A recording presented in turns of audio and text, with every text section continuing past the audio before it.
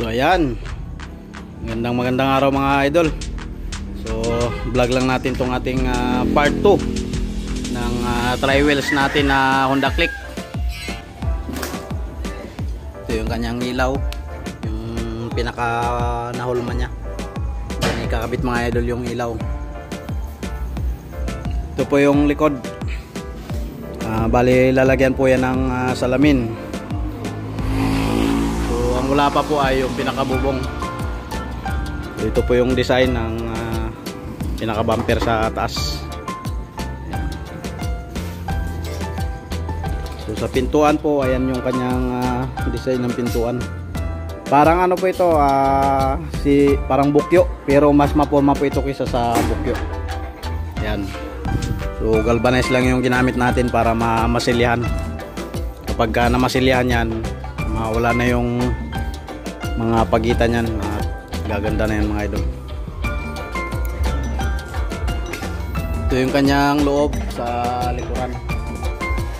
Yan. So dito magkakaroon siya ng upuan. Yan yung upuan yan. Good for ano ito, 3 person pero napakaluwag pa. Pagka medyo maliit-liit kaya ang 4 dito mga idol. Ito yung kanyang pintuan. Bali ito yung kanyang bubong. Ano nilalagay dito? Steel top. Meron na yan. Ayan, bali steel top din siya. Si idol dun yung nag-customize nito. Tinitraining ng idol natin na si idol Eric. Ayan. Ayan o. Halos 75% na po ito.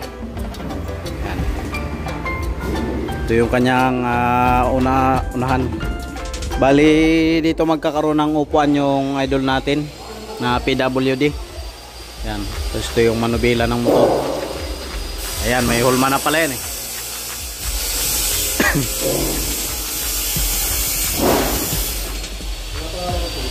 Yan yung pinakabubong.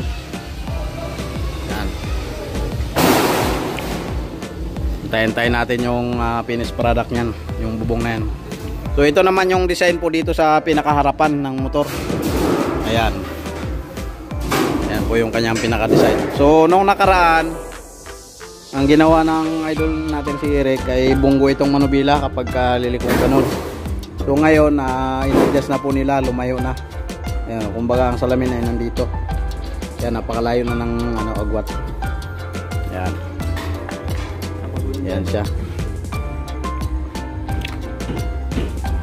Ayan. Napakalupit nito. Siguradong marami na naman itong magpapagawa. Mga idol natin na nakaabang-abang lang dyan sa ating YouTube channel at siyempre sa 5E Welding Shop Facebook page natin. Ayan.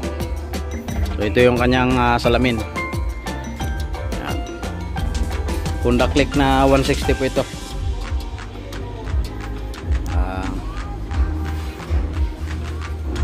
Ito yung pinaka chassis nya sa gitna. Yan, nakabalagbag. Didos na tubo na makapal.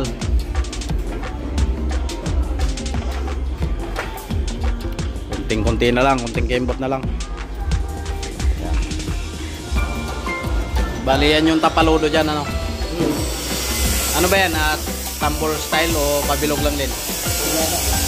Tambol din, ano? Para bumagay. So ayan, malapit na. So ganon din po ito. Mayroon po siyang reverse. Nilagyan ng reverse gear. Ayan. Pero di kadena po yan para matulin po siyang tumakbo. Hindi po katulad nung propeller na ang bilis ng andar, mahina ang takbo. Ito di kadena. Ayan. Kung ano ang bilis ng takbo ng motor na Honda Click, yun ang bilis din niya. Kasi nakadikadina type po siya. Ayan. Okay. So abangan nyo mga idol yung part 3 ng ating vlog sa unit na ito. Ayan. Sa mga hindi pa nakasubscribe, pindutin nyo na yung subscribe button at ang bell button mga idol para lagi po kayong updated sa vlog na ating in-upload. Ayan. Maraming salamat po. God bless you po sa inyo lahat.